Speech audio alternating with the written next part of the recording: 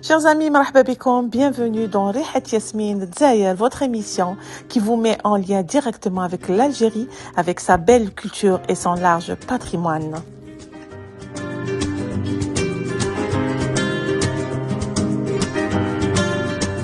بلادي هي الجزائر وعليهم وراني حواير وبغيت الروح لها صاير هو الفكر كيف سواهل وفراقك انا قدرت عنه هو الفكر كيف سهل وفراقك انا قدرت عنه.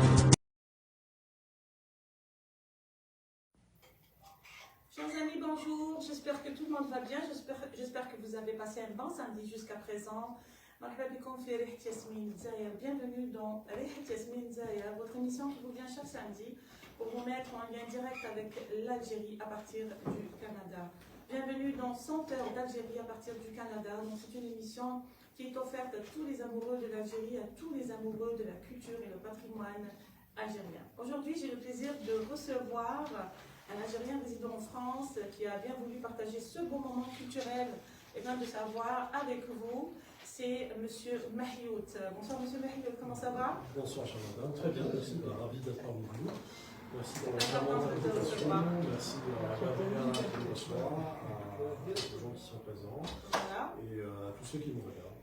Ça va bien avec En fait, M. Mahiout est venu hier de France, donc moi je pense toujours au décalage horaire, hein, ça va? Écoutez, c'était tout un périple pour vous raconter ça. Donc, j'ai dû partir d'abord à Alger pour revenir à Paris et venir à Montréal. Un voyage. Un grand voyage, une grande aventure et beaucoup de plaisir. En tout cas, bravo parce que vous avez quand même, vous avez l'air d'être bien et ça, c'est pas donné à tout le monde. Hein, c'est pas donné à tout le monde quand on passe Vous me rassurez. de l'Europe vers l'Afrique. Après l'Amérique, vous avez fait 3 continents en même temps. Hein. Le tour du monde, quasiment. Voilà. En tout cas, moi, je vous remercie d'être là, d'avoir accepté mon invitation pour venir nous parler d'abord de vos travaux. Hein, et aussi, on va parler d'un beau livre, Autre débâcle. C'est vraiment un recueil de poèmes extraordinaires qu'on va vous citer aujourd'hui. On va parler de ça, on va le laisser en dernier. Ce serait le dessert de cette émission. Avant tout, on va présenter M. Mahiout Mohamed. Hein, on va le présenter à nos spectateurs qui nous suivent à partir de l'Algérie, de l'Europe, de la Turquie, de l'Amérique du Sud et à partir des États-Unis également, mais aussi à partir du Canada. Merci d'être là. Et je vous inviterai toujours et tout le temps de soutenir cette émission avec vos likes et les commentaires. On compte sur vous. Je vais lire de temps en temps des commentaires aussi et je vous remercie pour ça d'avance. Alors, Monsieur Mahiout, vous êtes algérien résident en France et vous êtes poète, photographe et vous êtes un grand amoureux de la littérature canadienne, notamment la littérature québécoise.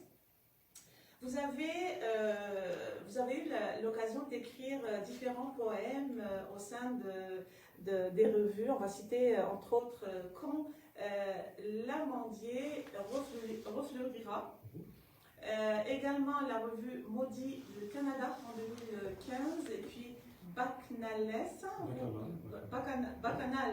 et Diwan du Jasmin Meurtri, panorama de poésie algérienne à Alger, puis la valeur décimale du bonheur, revue Bacchanal dans son numéro 60. Ça, c'est vraiment des revues très intéressantes et puis vous avez eu l'occasion de participer avec vos poèmes. Hein. Ah, tout à fait. Il y a des revues et des anthologies que vous avez citées, faites donc des revues canadiennes, françaises, des anthologies faites en France et en Algérie, qui, pour les anthologies, donc, rassemblent des textes d'auteurs algériens, de poètes algériens, façon, manière de donner un panorama, voire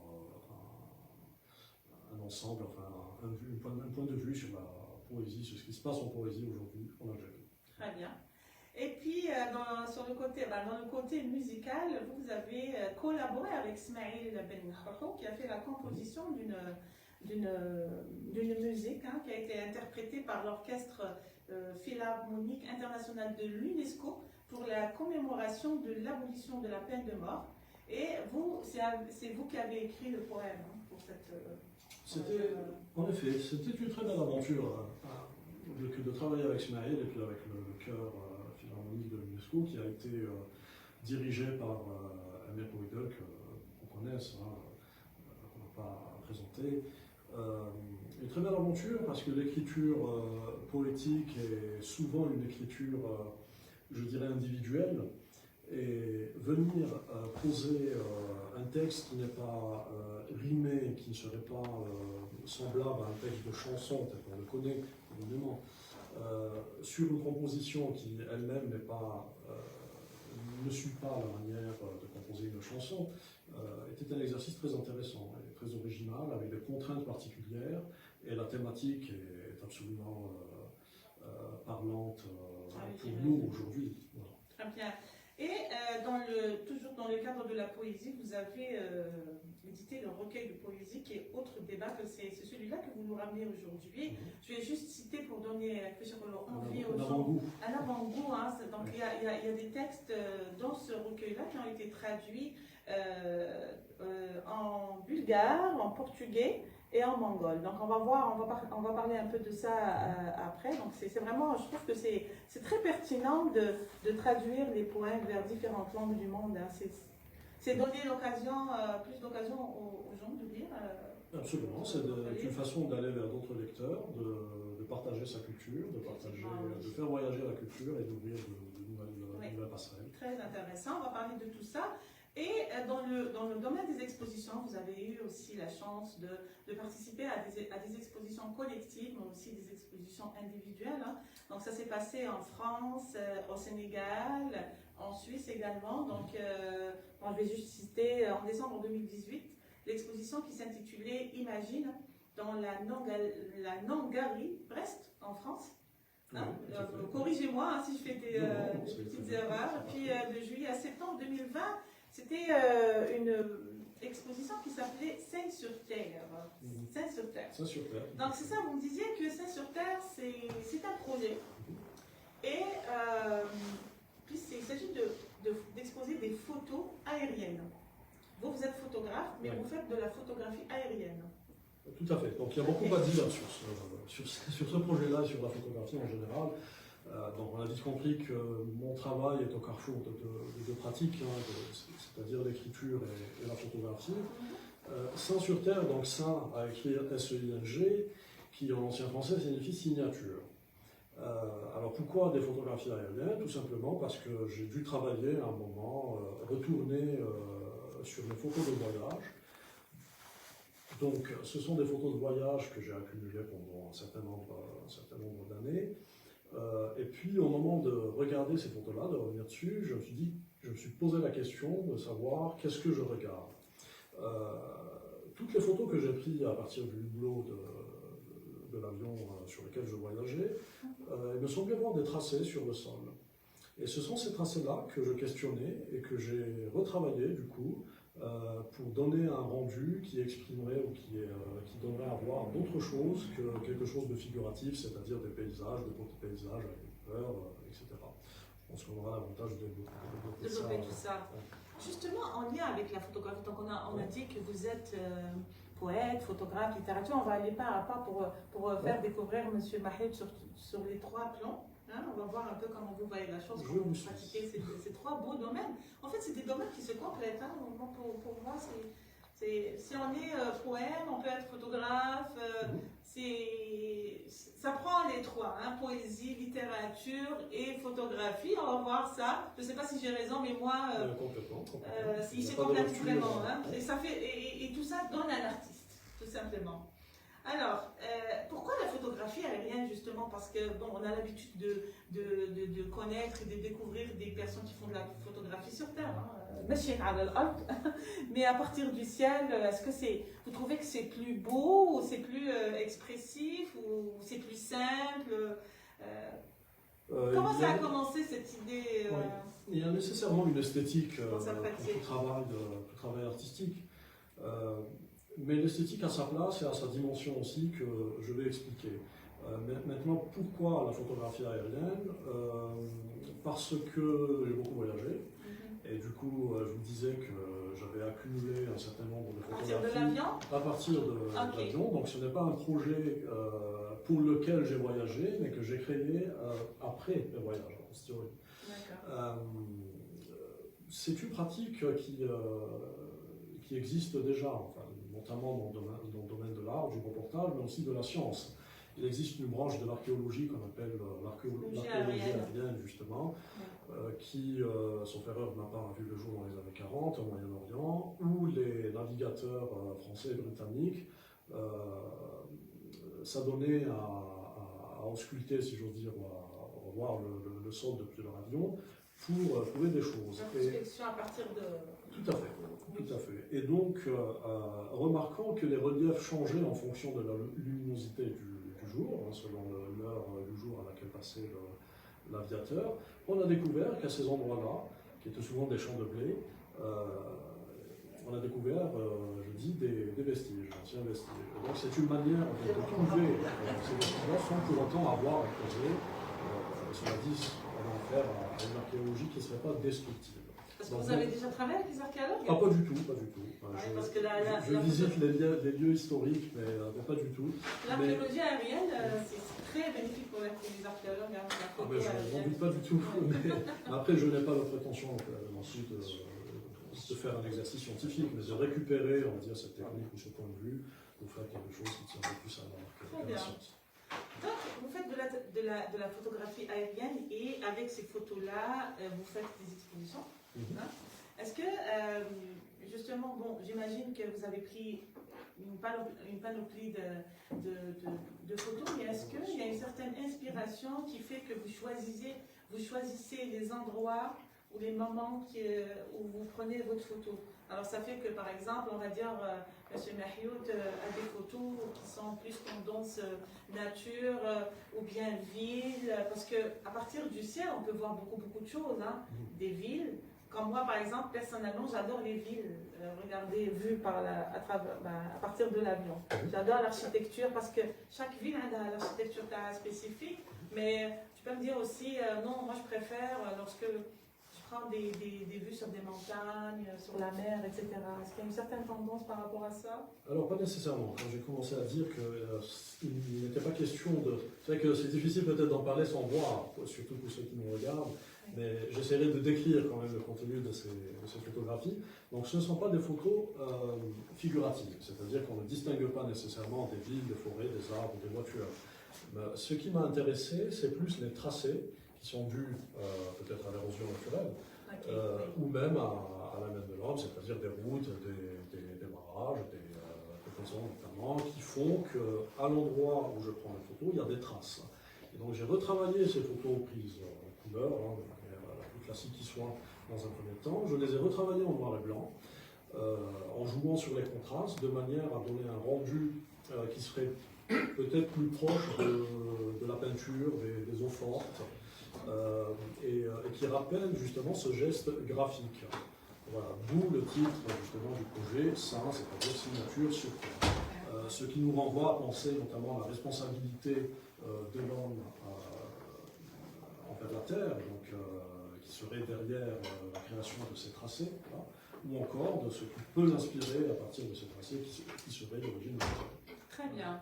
Alors, pour les expositions, vous en avez fait en Suisse, en Sénégal et en France, est-ce que vous avez déjà fait au Canada ou, Canada, j'espère. Parce que le Canada, quand même, c'est un grand pays, c'est tout le monde qui est au Canada. Hein, c'est une mosaïque de pays qui sont ici au Canada. Et les Canadiens sont connus par des personnes qui adorent que les membres viennent chez eux. Donc, dans le futur, vous projetez faire une exposition au Canada, on va informer les gens, peut-être on va surveiller ça. Hein. Écoutez, je n'ai pas de date, mais vous serez informés.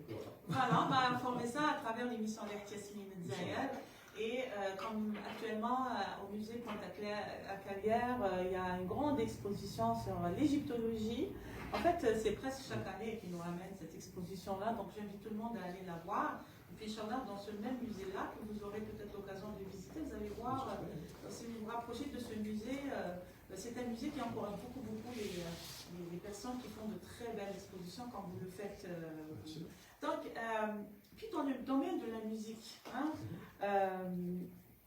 Comment vous vous retrouvez? Est-ce que vous allez me dire, moi je me retrouve plus dans le domaine de la photographie plus que de la musique ou Non, c'est la je même me chose? présenterai. Tu me commences à kiff-kiff. En fait, les Québécois ont appris à dire kiff-kiff. Hein. Là, ça commence à Diana, et ça commence à devenir moderne, et c'est à nous, hein, le kiff-kiff. Il ne faut pas oublier ça. Alors, Non, la musique, en parlant de la musique, je parlerai plus en tant que mélomane, mais pas du tout en tant que musicien, même si je m'amuse tout seul. Parce qu'on a des dans mon musiciens coin, avec pour ne nous, pas hein, déranger là. les gens, mais oui, la musique est une chose essentielle à mon sens, essentielle à l'art, essentielle à l'être et à l'existence, parce que le son est à l'origine de tout. D'ailleurs, dans le recueil qu'on va présenter aujourd'hui, il existe une référence sûre et constante à la musique et au son. Voilà. D'accord. Est-ce que vous pensez que toute citation de poème pourrait être jumelée à de la musique, ou bien vous préférez, vous me dites non, moi quand je cite les poèmes, je voudrais le citer tout seul, sans accompagnement musical, parce que c'est des choses qui sortent de mon cœur, et puis je voudrais qu'ils soient libres, sans accompagnement musical. Parce que, pourquoi je vous pose cette question-là? Il y a beaucoup de poètes que moi personnellement je connais, ils citent leurs poèmes forcément avec de la musique. Vous, non. Hein. Si, on va vous écouter en fait. Hein. Je dirais avec joie, bien sûr. Mais j'estime que c'est une pratique assez répandue d'ailleurs que de lire avec un accompagnement musical. Mais j'estime que mes textes sont assez musicaux. Non pas que ce soit des chansons, mais ils ont le rythme à eux, ils ont leur musicalité. J'aimerais qu'on entende ce rythme-là, cette musicalité-là. Il m'est arrivé aussi de les lire avec un accompagnement musical, avec beaucoup de préparation. Est-ce que vous voulez nous citer quelques citations de que je lise un extrait? Oui. On va vous écouter. Alors je remercie d'abord toutes les personnes qui sont connectées puis qui sont en train de nous voir. Hanan Rachid, bonjour. Bonjour. Célia Saïlius, bonjour Fatiha. Bonjour Célia. Joujou Brahim, bonjour à vous. Bonjour. Et merci pour vos commentaires. Je vous encourage toujours à nous faire des commentaires pour soutenir l'émission. On vous remercie d'avance. Donc, avec M. Mahut, on aura l'occasion d'écouter quelques extraits de ces poèmes. On va écouter l'autre débacle. Autre débat. Autre débacle. On va découvrir un peu, c'est toujours pour vous donner, dans le cadre de vous donner un peu l'avant-goût, mais après on va parler en profondeur sur ce beau recueil. Alors, je vais lire du coup, puisqu'on parle de musique, le dernier texte du recueil. D'accord. Ce ne sera pas le dernier que je vais lire, j'espère, mais c'est le dernier du livre. Le titre, Éventaire à Gatine pour belligérant Arast Bayati. Je cite l'auteur brésilienne Clarice Lispector. Tudo no mundo começou como sim, qui veut dire ici-bas, tout a commencé par la nuit.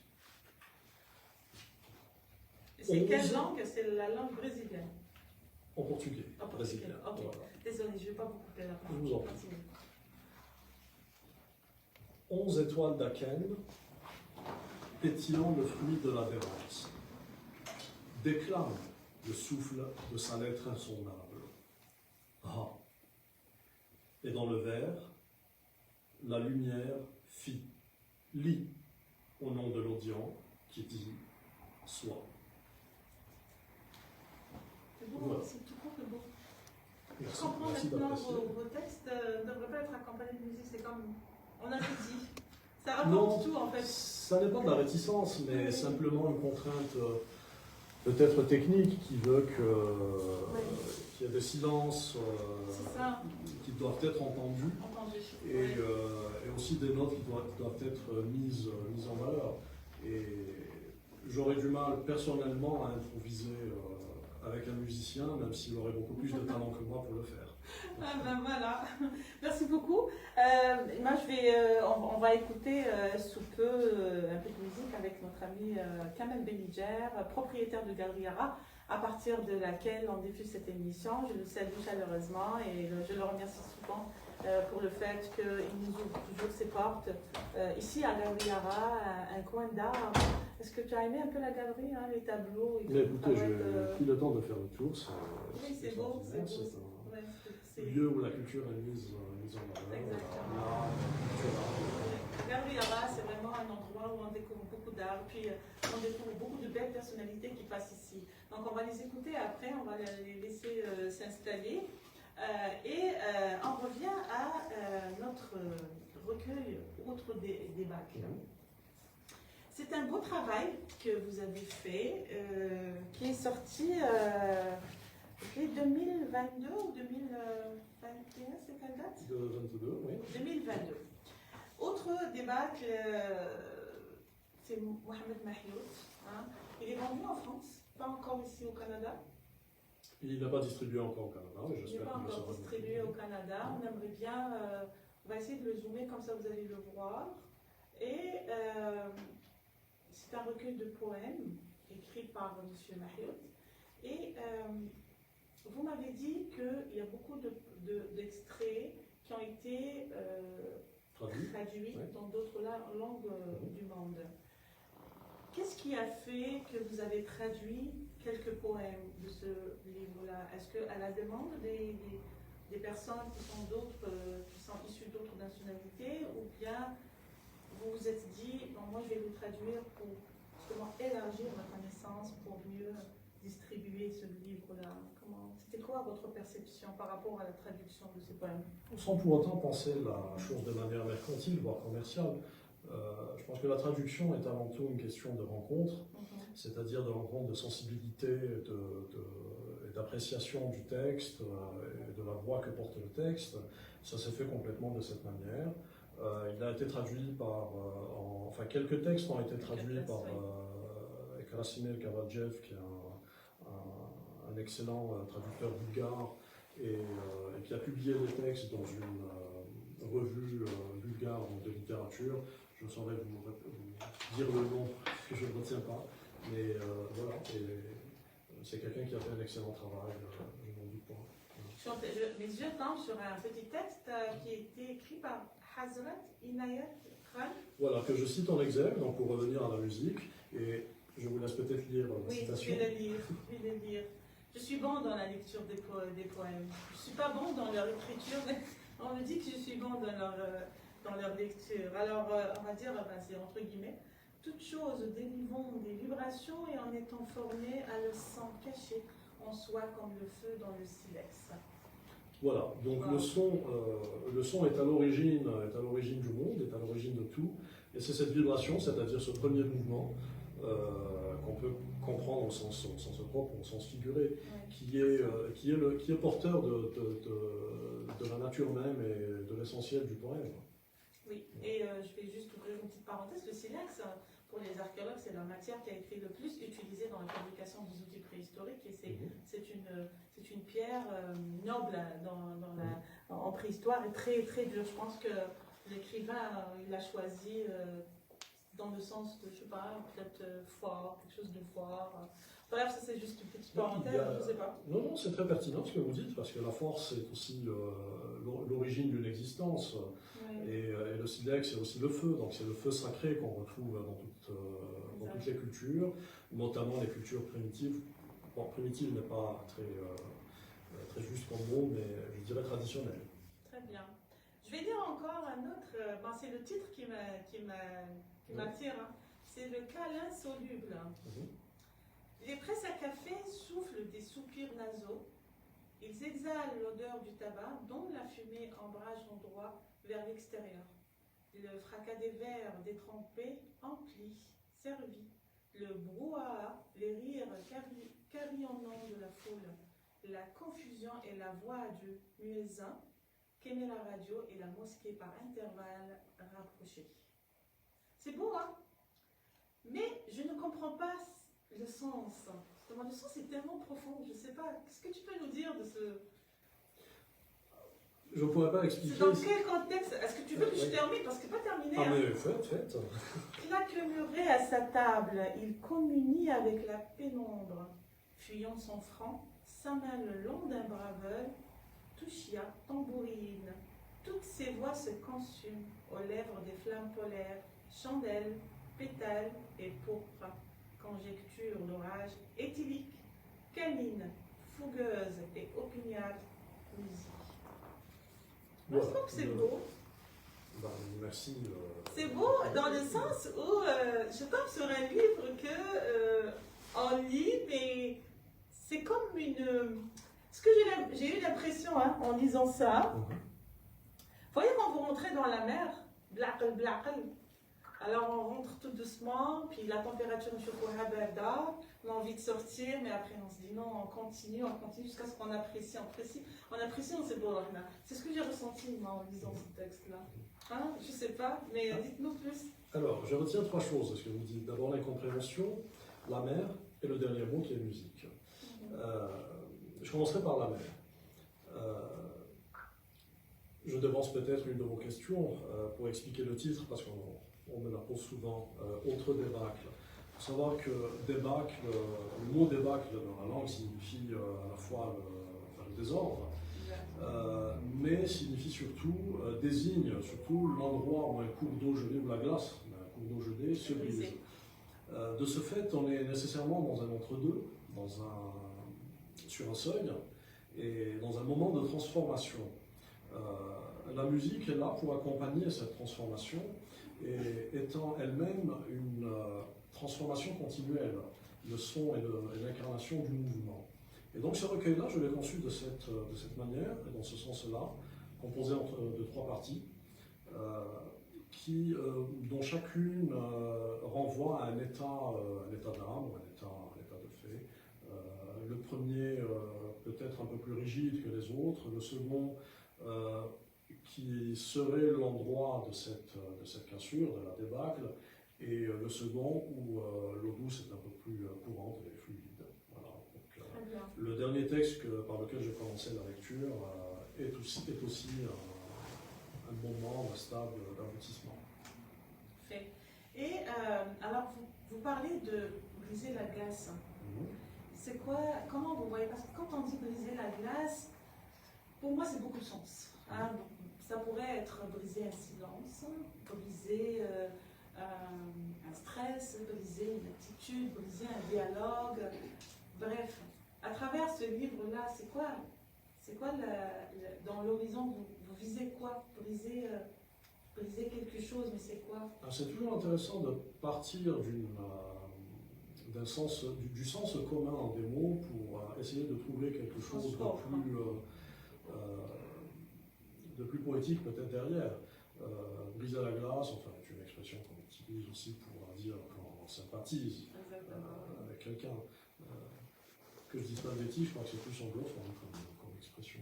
Peut-être, oui. Ici au Québec, c'est considéré comme anglophone. On a beaucoup de mots anglophones qu'on utilise dans le langage québécois. Tout à fait. On sait le faire. Non, sans ironie aucune, hein, mais ce passage, je disais, du sens commun des mots vers un sens un peu plus approfondi, réfléchi, mérite qu'on s'attarde justement sur chaque mot. Briser la glace, être sur ce seuil, c'est aussi un moment de trouble, puisque ça n'est pas dans une débâcle qu'on l'indigne, et si on le fait, on ne peut le faire que dangereusement. Et accepter ce danger, qui serait ici le danger de la lecture, de l'incompréhension que vous avez souligné, c'est aussi accepter de passer, de franchir le pas. Et c'est dans ce sens-là que se dessine un chemin initiatique qui peut se faire dans ce livre à travers la lecture, à travers les mots, à travers le rythme, à travers la musicalité. Donc on avance à travers la langue pour arriver à quelque chose de différent, du premier poème avant du premier. Est-ce que c'est un livre qui s'adresse d'une manière générale à un grand public ou seulement à peut-être des gens qui ont d'abord des adultes ou tout simplement des gens qui ont fait quand même un certain niveau intellectuel? Parce que moi, quand je lis les phrases, je prends un peu de temps pour essayer de comprendre. C'est comme de la philosophie. Un peu trop. Pour moi, c'est philosophique. Donc, الإنسان يتعمق كي يقرأ de poèmes dialectes. C'est pour ça que je me dis, est-ce que il est adressé à un grand public ou à un public restreint? Je ne peux pas dire aux gens ne lisez pas, c'est évident. Mais en même temps, même les gens avertis sont invités à faire un effort à toute lecture, à toute bonne lecture. J'espère que ce livre en est une. Et je pense aussi que en faisant l'effort de la lecture, on sort de cette zone de confort dont on parlait au début, et on accepte ce danger, celui de l'incompréhension, et on avance. On avance. Voilà. Cela dit, tout le monde est invité évidemment à lire le livre et à essayer de le comprendre. C'est ça, c'est à ça que je voulais revenir justement, parce qu'il y a beaucoup de personnes qui n'achètent pas forcément des livres de poésie parce qu'ils ne lisent pas beaucoup de poèmes. Et il te dit, non, moi je préfère un roman, moi je préfère un livre qui décrit la nature, je ne sais pas. Alors moi, j'invite tout le monde à essayer de lire les poèmes, à essayer de lire des livres comme ça, parce que c'est toute une découverte. C'est lire des poèmes dans un livre comme ça, pour moi c'est très pertinent, parce que c'est pas limitant. Moi, si je lis un livre où il y a une histoire, pour moi, c'est limité. Il y a une histoire qui commence, puis elle termine, puis c'est comme un film, en fait. Et quand on lit un livre où il y a des poèmes, ça reste vague. C'est comme si le livre ne se termine pas. Même si je suis arrivée à la dernière page, pour moi, c'est pas terminé encore. Que le livre reste ouvert, tout à fait. Reste ouvert. Il y a quelque chose de narratif dans ces textes-là, un ton narratif, mais sans pour autant que ce soit de narration, c'est-à-dire une histoire, pour vous comprendre. Ça n'est pas un roman, je ne raconte rien, mais j'appelle à un accompagnement. Maintenant, pour sortir du livre et parler de la poésie, de l'état de la poésie aujourd'hui, il est vrai que dans le marché du livre, donc je parle nécessairement de quelque chose de purement commercial, c'est un peu le parent faible de la littérature. Pour une raison très simple, c'est que ça n'est pas vendeur. On achète, comme vous dites, du roman, des nouvelles, des histoires, des contes, etc., mais moins de la poésie. Je pense qu'on a tort de le faire. Prenons-les, il existe énormément d'occasions pour parler de la poésie, pour lire de la poésie, pour promouvoir de la poésie. C'est toutes les occasions, la poésie elle est belle. Mais tout à fait. Il existe une esthétique particulière au poème qu'on a tout pour apprécier. Très bien. Alors, on va demander à notre ami Kamel Benidjer et ses amis de s'installer. On va écouter une belle musique, une belle chanson qu'on va offrir à quelqu'un qui est très cher pour toi. C'est ta maman. C'est ta maman, Madame Nahloul, qui est avec nous. Merci. Et tu as été en Algérie justement la chercher, au Canada. On te souhaite vraiment la bienvenue. On est content de t'avoir parmi nous.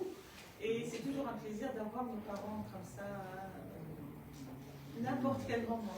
J'en profite un peu. Exactement. Donc, on va offrir cette belle chanson à ta maman. On va l'écouter, interprétée, écrite par Kamel Benidjer, le propriétaire de cette galerie. Moi, je dis toujours que Kamel Benidjer, c'est un grand artiste. Alors, c'est un artiste peintre, c'est un décorateur d'intérieur, mais aussi, il écrit des chansons magnifiques comme celle-là. Juste mettre le coach, parce que c'est une chanson quand même cool, celui-là. Quand les gens les réussissent au revoir, vous l'avez pris qui est celui-là. On va essayer de nous retenir. Alors, en attendant que nos amis s'installent, alors je citais Kamel Benidjer, Adna Tanik, Riyad Mansouri, la percussion. Bonjour Riyad, bonjour madame, bonjour tout le monde. Adna aussi Sofiane Benatour. Bonjour. Sofiane, merci d'être là. Merci à vous. Merci. Alors, vous commencez? On a découvert le logo. En attendant, je suis en train de lire. Je prépare la prochaine question sur les de la pluie et de la terre. À vous l'antenne.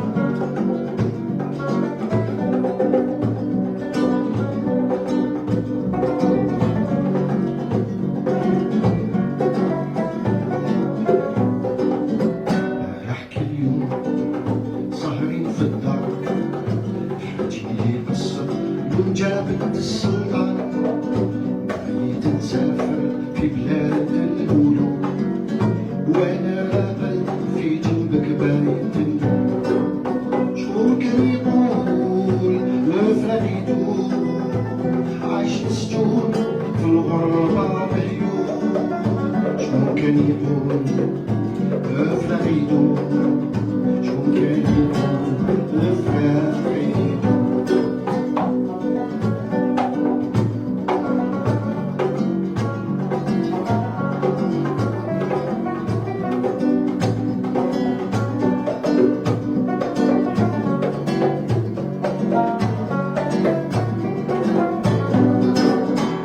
ما في القلب ديما في البال يما عمري يما حياتي وحشت بزاف صوتك الحنين ملي تغرب وانا يحزن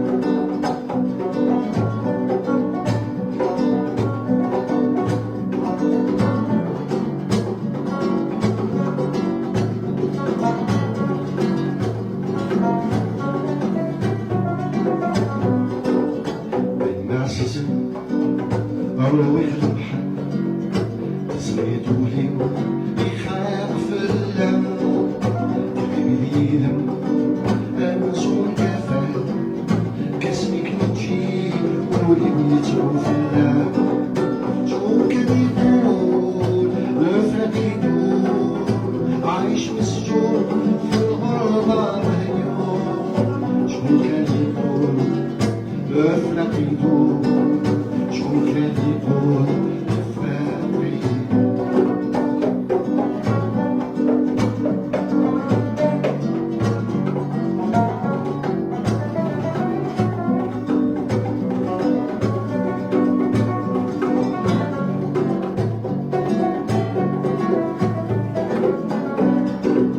شكون كان يقول نفرق يدور عايش مسجون في الغربة مليون شكون كان يقول نفرق يدور شكون كان يقول نفرق يدور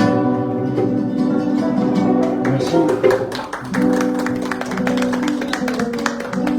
Vraiment, c'est une chanson toujours touchante à chaque fois que je l'écoute. Je suis touchée, puis on en a dédié à toutes les mamans algériennes et à la maman, oui, à Anna, la maman de M. Mario. Ouais, je sais pas ça. Et je vais avec l'ambiance.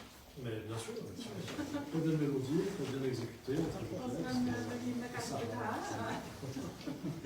يعطيك الصحة كمال بنجار رياض وسفيان الله يعطيكم الصحة. Est-ce que tu as écrit un jour un poème, ta maman? Non. Comment restreindre pour un point Exactement. Non, je pense On va te faire un recueil de poèmes juste pour la maman. Oui, bien sûr, mais tout vient du mère, de la mère. La sensibilité, la langue, les opinions qu'on peut avoir, tout ce qu'on peut en dire. Tout ce qui est beau, c'est la maman. Hein? Effectivement. La preuve, ما جاش وحده قدرت تجي كندا حتى جبتي لك هذيك الساعه تبدي تخليها لك ta maman. C'est vraiment c'est extraordinaire la maman, c'est tout ce qu'on peut. Je pense que même déjà recueil c'est jamais suffisant. Né de la pluie et de la terre de Rita Mestocoucho, une amérindienne québécoise. Tout à fait, c'est une auteure autochtone, donc Innu, forcément dans la province du Québec. C'est l'une des plus grandes voix de la poésie et de la littérature autochtone aujourd'hui. Une personne très charmante. On aurait aimé la voir avec nous, hein? Mais j'aurais aimé aussi, mais malheureusement il y a des contraintes professionnelles. Voilà. Alors, Rita Mestocoucho, si elle voit cette émission, on vous salue. J'ai ce livre qu'elle a écrit. Et Né de la pluie de la terre, je sais que les Amérindiens, moi j'ai eu la chance d'avoir une amie amérindienne, c'est Indisha, que je salue. Elle est Innu aussi, c'est la même tribu. Et elle me disait toujours que parle-moi un peu des Amérindiens, c'est quoi votre culture et tout. Elle m'a dit, je résume la culture amérindienne en un seul mot, c'est qu'on est lié directement avec le ciel et la terre.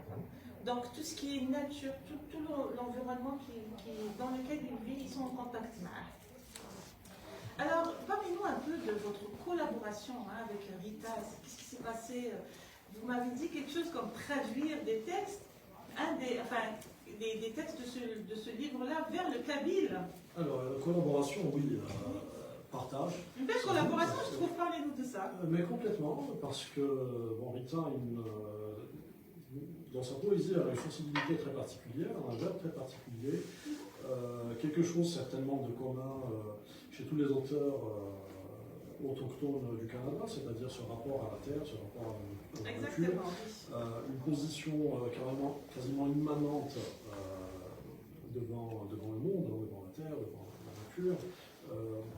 Et cette immanence-là, on peut aussi la retrouver, qui se décline évidemment de manière différente, mais dans nos cultures. Et donc la traduction de ces textes-là, que j'entreprends en berbère kabyle, comme vous dites, porte aussi cet écho que peuvent avoir ces deux cultures, c'est-à-dire la nôtre et la culture autochtone au Canada, que c'est dans le rapport à la terre, à la nature et à tous les mythes que peut porter cela. Donc elle écrit en français, puis la traduction elle a été faite en kabyle. C'est des poèmes, hein, c'est des poèmes qui sont là. J'ai pas lu, c'est des poèmes. Est-ce que Rita, je ne sais pas si vous avez cette information, est-ce que Rita a déjà écrit des livres comme ça, mais avec sa langue Alors, Rita écrit en français et elle se traduit, et elle se fait traduire notamment par quelqu'un d'autre en inou. Okay. Il faut dire que Rita est une grande militante de la culture autochtone. C'est quelqu'un qui travaille et qui œuvre énormément pour sa culture. Et elle tient évidemment à être dite, que ses textes soient lus, soient écrits dans sa langue pour simplement faire vivre cette langue. Le peuple amérindien, c'est un peuple qui tient beaucoup à sa culture. Moi, je le respecte beaucoup pour ça. Et puis, moi, j'ai eu à travailler avec eux. Vraiment, ils ont hérité un patrimoine très, très riche et ils le conservent. C'est comme si ce patrimoine est né aujourd'hui. C'est fou. Toutes les traditions. C'est vrai qu'il y a certains Amérindiens qui ont laissé ça, mais il y a beaucoup qui le préservent, notamment ceux qui vivent dans les réserves. Hein. Ils préservent beaucoup leur patrimoine. Donc, Rita t'a demandé de faire de la traduction vers le kabyle. Ça a bien fonctionné? C'est pas nécessairement une demande, mais c'est peut-être moi qui l'ai proposé d'ailleurs. Ok, d'accord. Et elle était naturellement ravie. Puis les gens qui ont lu justement ces textes en kabyle, c'était quoi leur impression? Alors, pas encore, parce que le travail n'est pas encore fini. Donc okay. C'est un projet en cours. On en parle, mais il est toujours en cours. Le volume d'ouvrage n'est pas encore publié. Mais évidemment, l'idée ne peut que plaire. Les retours ont été très chaleureux, manifestant beaucoup d'intérêt, et de la part de Rita, d'autres personnes, notamment Yvette Molène, qui a traduit Rita vers nous, et même chez nous, en Algérie, et même en France, l'idée de créer un pont, un passage entre ces deux cultures, qui de prime abord peut paraître improbable, peut charmer beaucoup de gens. Très bien.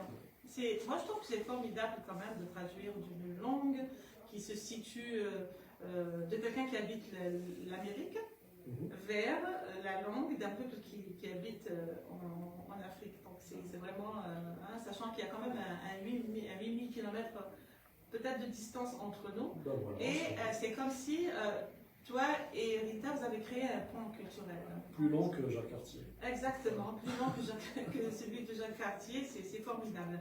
Je vais juste rebondir, je remercie toutes les personnes qui sont là, merci pour vos commentaires. Nassera Ouali Mouspah, elle dit mes salutations à la maman de Mouha. Elle dit aussi dommage, volume bas. Est-ce que le sang est bon? On vous demande ça, hein. Sinon on va utiliser les. Voilà. Donc, merci beaucoup de vos commentaires. On revient au livre de Rita Mestokosho. Alors, vous avez traduit du français vers le kabyle, mais est-ce que vous pensez dans le futur traduire les poèmes d'Éolek? On va les traduire pas en français, mais moi j'imagine une traduction du kabyle vers l'inou. Mais pourquoi pas, Pourquoi pas, bien hein. sûr. Vous allez faire découvrir la culture kabyle, berbère à ce peuple-là. Mais je crois que c'est un souhait, c'est le souhait de tout artiste, de tout poète, de tout écrivain que d'être traduit dans une autre langue, parce que, on le disait au début de nos discussions, c'est un pont, une manière d'être présent, de donner aussi, de s'ouvrir vers d'autres cultures, vers d'autres gens. Très bien. Voilà. Parfait. Nassera Wael dit bravo. Salut Nassera, merci. Donc, elle vous soutient, hein, Nassera. Merci Nassera d'être là, merci pour ton commentaire. Donc la traduction, est-ce que, selon vous, la traduction entre poètes devrait être faite constamment? C'est quelque chose de très important. Comment vous voyez ça? Il est évident que toute lecture, et surtout la lecture de la poésie, trouve énormément d'intérêt de se faire dans la langue source du texte. Si on maîtrise, puisque j'écris en français pour le lecteur francophone entendra dans les textes des choses que peut ne pas porter la traduction. Mais cela dit, même si traduire c'est trahir, comme on dit, cette trahison reste intéressante dans la mesure où le traducteur s'approprie le texte et essaye de donner, selon son point de vue, non pas son point de vue personnel, individuel, mais celui de la langue dans laquelle, la langue des signes, dans laquelle il traduit, la culture signe dans laquelle il traduit, des choses que peut entendre le locuteur ou le lecteur de cette langue-là. Voilà. Je vous ai posé cette question justement parce que moi personnellement, je me suis toujours posé la question, à quel point celui qui fait la traduction reste fidèle au texte d'origine? Est-ce qu'il n'y a pas...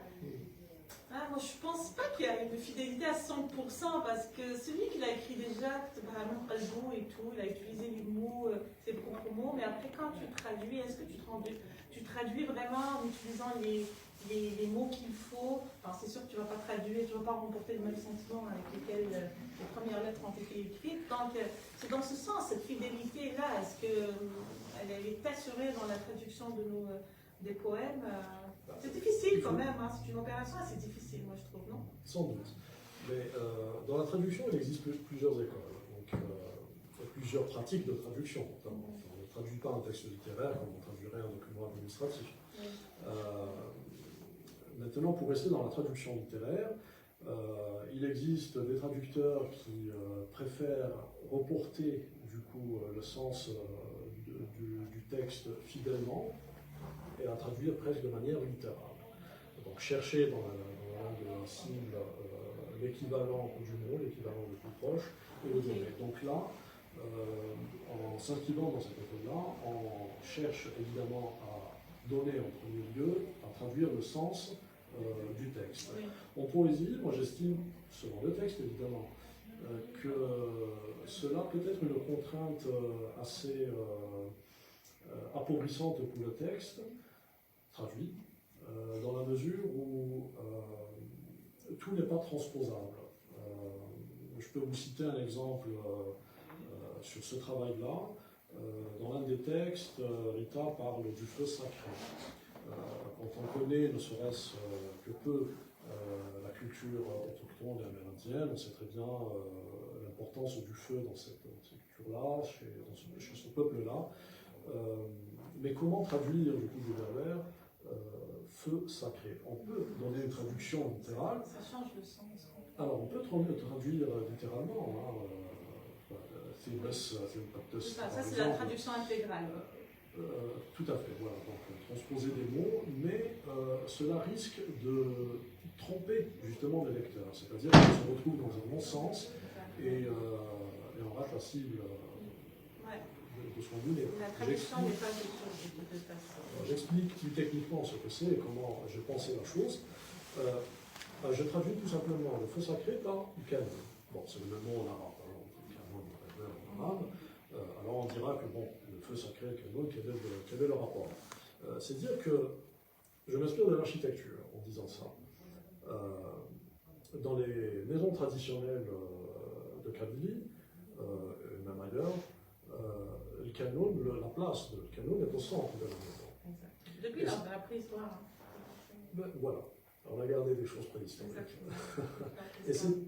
Et cet endroit-là, c'est-à-dire cet objet-là, le canon, qui est l'âtre de la maison, autour de cet objet se passent des choses. Se passent des choses d'ordre sacré. Donc, quelles sont ces choses-là? C'est la transmission tout simplement de la culture. C'est-à-dire lorsque la famille, les enfants, etc. se rassemblent autour du canon. C'est un point rassembleur. Tout à fait. Donc on est dans la symbolique du cercle. Et autour de ce cercle se transmet la culture par le biais des contes. Donc la grand-mère raconte aux enfants, des choses, etc. Donc cette symbolique du cercle, on peut aussi la retrouver en Europe dans le demi-cercle. On se rassemble autour du feu, c'est-à-dire au coin de la cheminée, en demi-cercle. Et ce demi-cercle-là peut rappeler de manière symbolique l'amphithéâtre grec, ou le théâtre tout simplement. Et on sait qu'à l'origine, le théâtre n'était pas une distraction, comme on le fait aujourd'hui. Dans chaque milieu, on va voir la même chose. Mais c'était carrément un rituel sacré pour célébrer les fêtes dionysiaques. Donc il y avait un moment, une période pendant l'année où on célébrait le dieu Dionysos, on allait au théâtre, assister à des représentations qui donnent aux gens présents, enfin aux spectateurs, ce rituel du nom de catharsis. On peut expliquer par la purgation, par la passion. Donc voilà, c'est un rituel à part entière, tout comme le conte, le fait de raconter des histoires pour les enfants, peut être considéré comme un rituel culturel. C'est vrai. Et donc voilà le rapport que j'ai fait à travers ce simple mot, en traduisant simplement cette expression de feu sacré et de canon. Très belle. Moi, j'ai beaucoup aimé comment tu as expliqué les choses. Hein. C'est simple. Ça reste que la traduction, c'est vrai que c'est très difficile.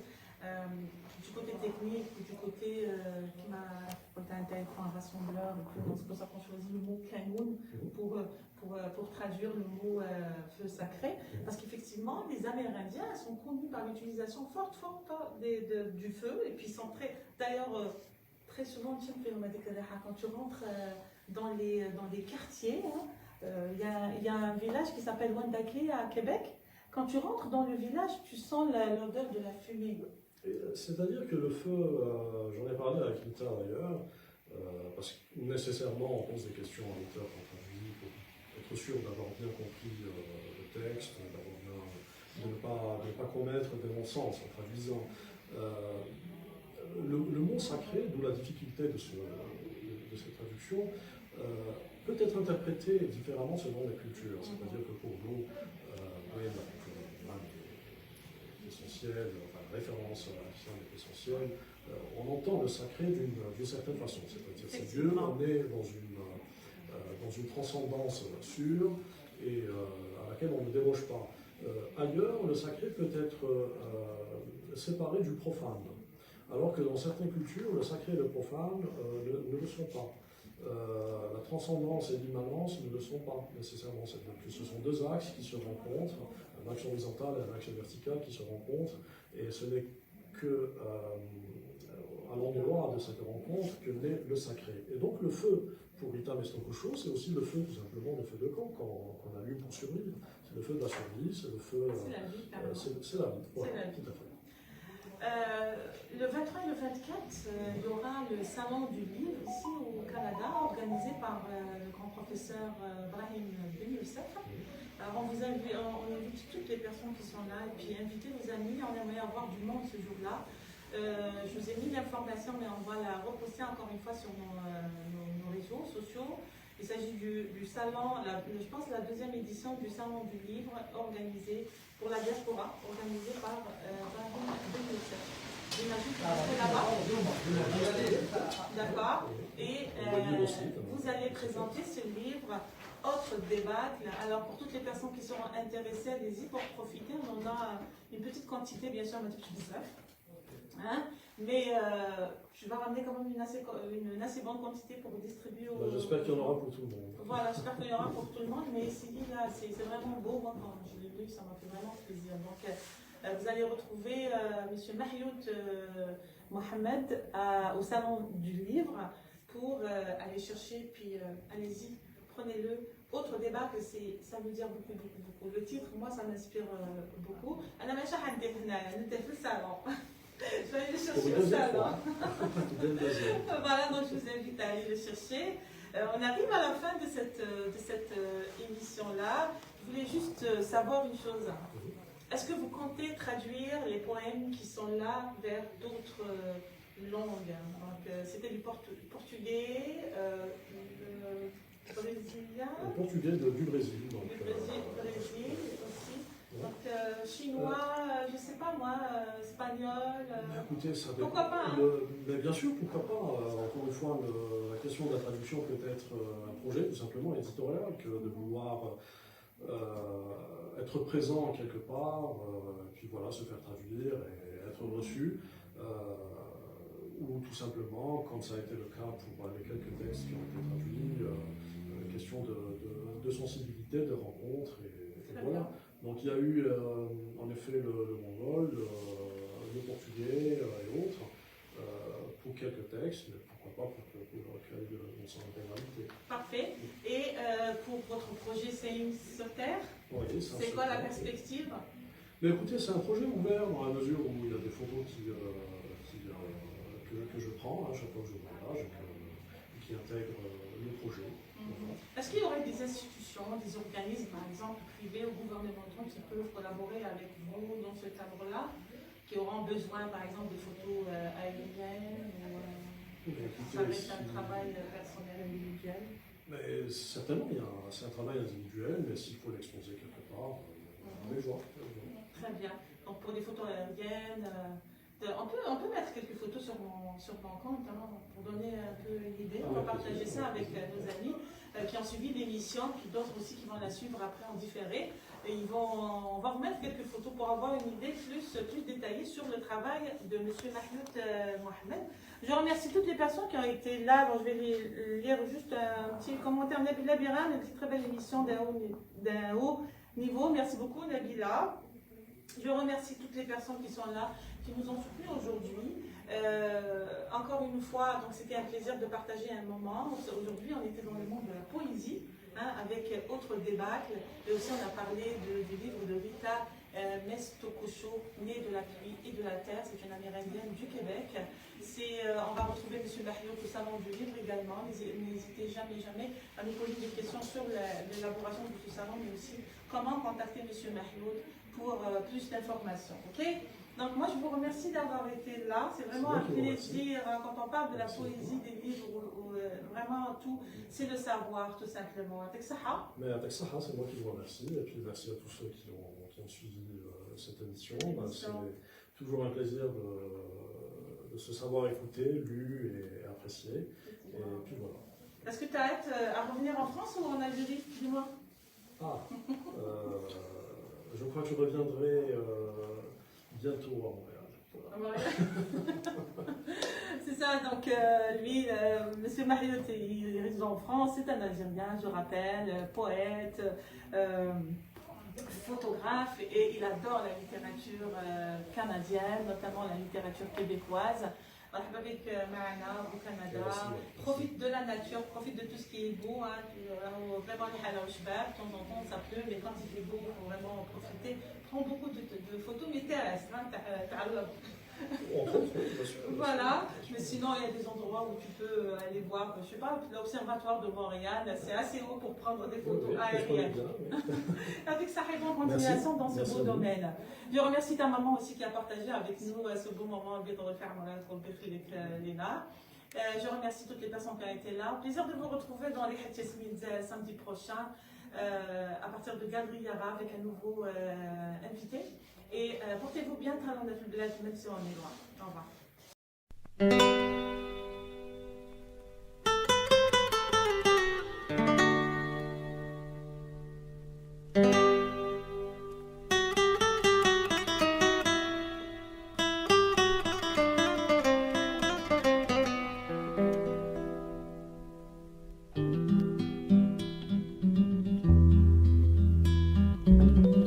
في غمزون ذي ظلي مدي بضوجر الثرى الشرق الغرب يطقير أذر أمور يزمير أذر أمور يزمير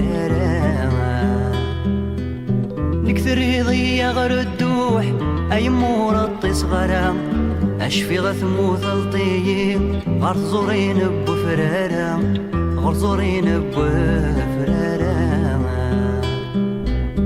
ثني ضي اسمي دلولا عذو نرى بغينارا يسيت فرح ضمي مقرا توغم تفتلت ذي الحارة ثني ضي اسمي دلولا عذو نرى بغينارا يسيت فرح ضمي مقرا توغم تفتلت ذي الحارة